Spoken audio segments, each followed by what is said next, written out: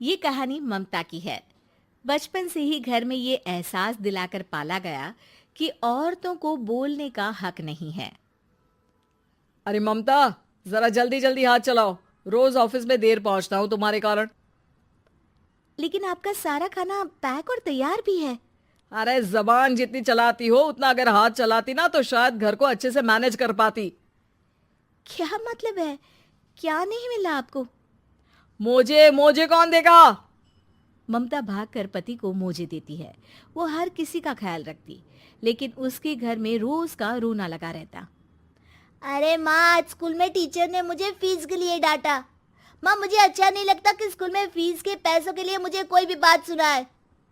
अरे पर बेटा, ये तो पापा करते हैं ना, सारा ऑनलाइन। मुझे तो इसकी जानकारी भी नहीं है। हाँ हाँ, बना लो बच्चों के सामने मुझे बुरा। अरे करता तो मैं ही हूँ, माना, लेकिन मुझे कोई सपना थोड़ी ना आएगा कि बच्चों की फीस जमा करनी है। अरे बताओगी तो तुम ही ना। ममता की अब ये आदत में शुमार हो चुका था। वो हमेशा हर बात के लिए खुद को ही दोषी मानती। एक दिन वो पड़ोस की दोस्त से कहती है, समझ नहीं आता यार, मैं इतनी डम कैसे हो सकती हूँ। बात तो सही भी है ना। अब पति बेचारा नौकरी करे, पैसे कमाए, या फिर ये देखे कि बच्चों की फीस का वक्त है।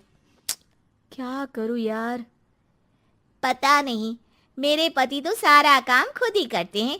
वो तो कहते हैं कि तुम थक जाती होगी, सारा दिन घर बाहर बच्चे तो। अच्छा, ऐसे भी पति होते हैं क्या? अरे क्या बात कर रही है? भाई साहब कभी तुझे किसी बात के लिए सुनाते नहीं?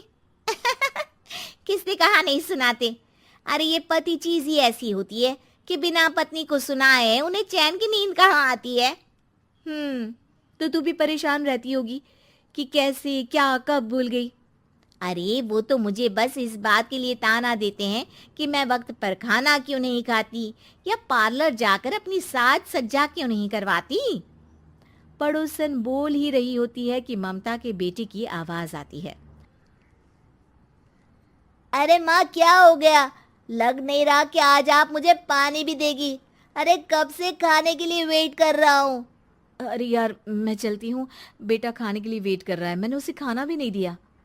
अरे 12वीं में पहुंच चुका है तुम्हारा बेटा, उसे बोलो खुद पानी लिया करे। मैंने तो अपने बच्चों को काम करना सिखाया है।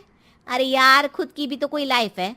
माना जब नहीं कर सकते थे तो किया, लेकिन अब इतने बड़े बच्चों की हर बात मानेंगे तो मुश्किल तो अपने को ही होगी।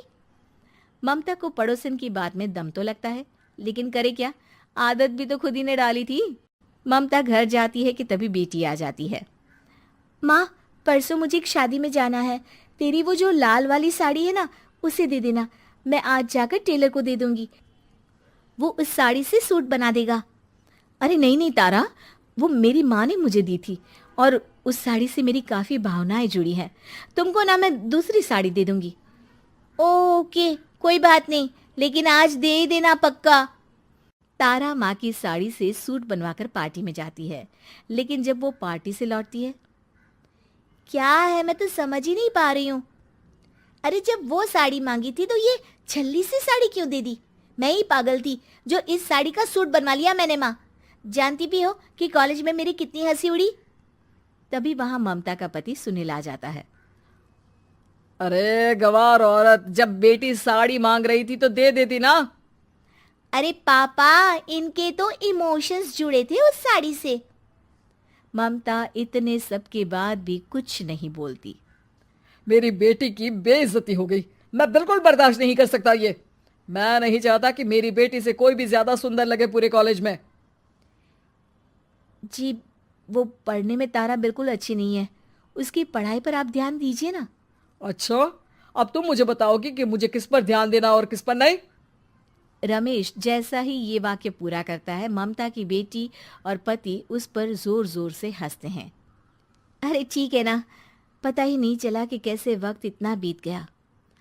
अरे कैसे पता चलेगा माँ, हम लोगों के पीछे जो तू बैताल की तरह चिपकी रहती थी, तुझे कैसे वक्त का पता चलता।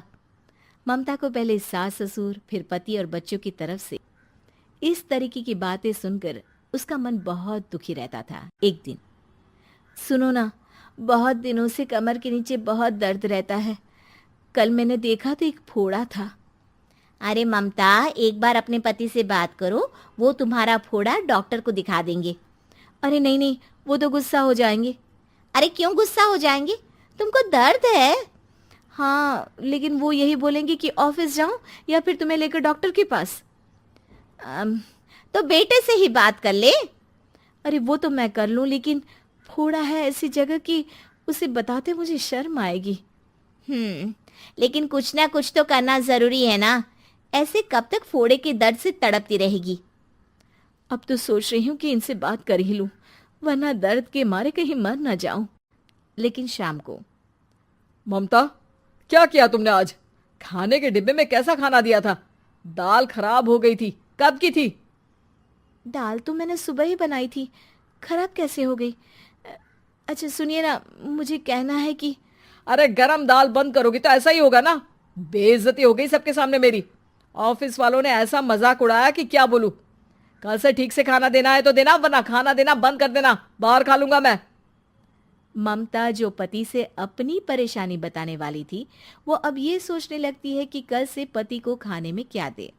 अगले दिन ममता थकी थकी सी हालत में, आप लोगों के लिए नाश्ता बना दिया है, खाना बनाने की हिम्मत नहीं है आज तो। रात भर सोकर थक गई है ना, इसीलिए तो खाना नहीं बना सकती। हिम्मत नहीं हो रही है, मैं बस सोने जा रही हूँ। बस मैडम को सोने का बोल दो, फिर देखो कैसे सोती रहती है। माँ, फिर वही पराठा सब्जी। अरे हमारे साथ के दोस्त एक से बढ़कर एक नाश्ता खाना लेकर आते हैं, आप तो बस। सभी घर से निकल जाते हैं, लेकिन जब शाम को बेटा घर आता है तो घर में अंधेरा रहता है। बेटा लाइट जलाता है। क्या माँ, तुम्हारा भी जवाब नहीं है बिजली का बिल बचाने के लिए? वो बोल ही रहा होता है कि सामने माँ जमीन पर लेटी मिलती है।